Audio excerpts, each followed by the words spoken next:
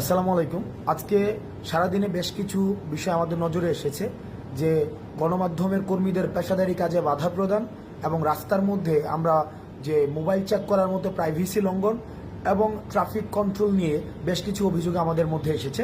আমি প্রথমেই বলতে চাই যে আমরা নির্যাতকের পরিবর্তন চাইনি, আমরা নির্যাতনেরও পরিবর্তন চেয়েছি।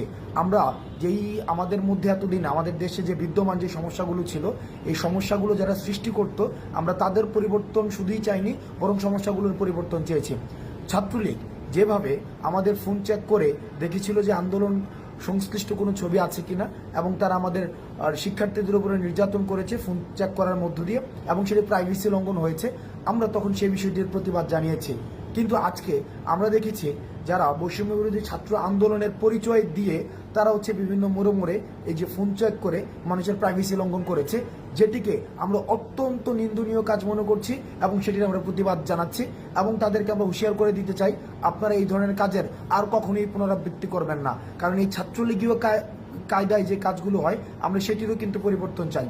দ্বিতীয়ত, আমরা খবর পেয়েছি যে ধানমন্ডি 32-এ আমাদের গণমাধ্যম কর্মীদের অনেকেই তাদেরকে ছবি তুলতে বাধা দেওয়া হয়েছে, ভিডিও ফুটেজ নিতে বাধা দেওয়া হয়েছে। আমরা বিশ্বাস করি গণমাধ্যমের অবাধ স্বাধীনতা থাকা প্রয়োজন, এবং যারা মত প্রকাশ করতে চায় এবং যারা দ্বিমত প্রকাশ করতে চায়, উভয়ের স্বাধীনতা নিশ্চিত করা প্রয়োজন। সেই জায়গা থেকে আজকে যারা ধানমন্ডি 32-এ যারা গণমাধ্যম কর্মীদেরকে তাদের পেশাদারি কাজ করতে দেননি, তাদের এই কাজের আমরা নিন্দা জানাই। গণমাধ্যম স্বাধীনতা নিশ্চিত করার জন্য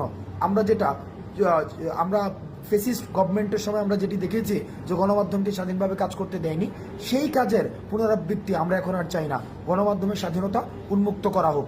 তৃতীয়ত, আমরা ট্রাফিক কন্ট্রোলের যে বিষয়টি, সেই বিষয়টি নিয়ে আমাদের কিছু বিষয় আমাদের কাছে পর্যালোচনা এসেছে, যে ঢাকার বিভিন্ন প্রান্তে স্বতঃস্ফূর্তভাবে শিক্ষার্থীরা ট্রাফিক কন্ট্রোলের কাজ করছে, সেটি অবশ্যই ইতিবাচক। কিন্তু 2 কিলোমিটার একটা রাস্তায় যদি 5 থেকে 6 বার সেখানে ট্রাফিক চেক করা হয়, সেটি মানুষের বিরক্তির পর্যায়ে পড়ে। সুতরাং যারা বিভিন্ন পয়েন্টে ট্রাফিক কন্ট্রোলের কাজ করছে, তাদের প্রতি অনুরোধ থাকবে, আপনাদের কাজটি অনেক বেশি মহৎ এবং অনেক বেশি মহান, এবং এই ক্রান্তিকালীন সময়ে আপনাদের অবদান অনস্বীকার্য। কিন্তু আপনারা নিশ্চিত করবেন আপনারা যাত্রীদের সাথে এবং ড্রাইভারদের সাথে এমন কোনো ব্যবহার করবেন না যাতে করে আমাদের বৈষম্য বিরোধী ছাত্র আন্দোলন বা আমাদের রাষ্ট্র সংস্কারের যে কাজটি শিক্ষার্থীরা স্বপ্রণোদিত হয়ে করছে, সেটিকে কোনোভাবে প্রশ্নবিদ্ধ করা যায়।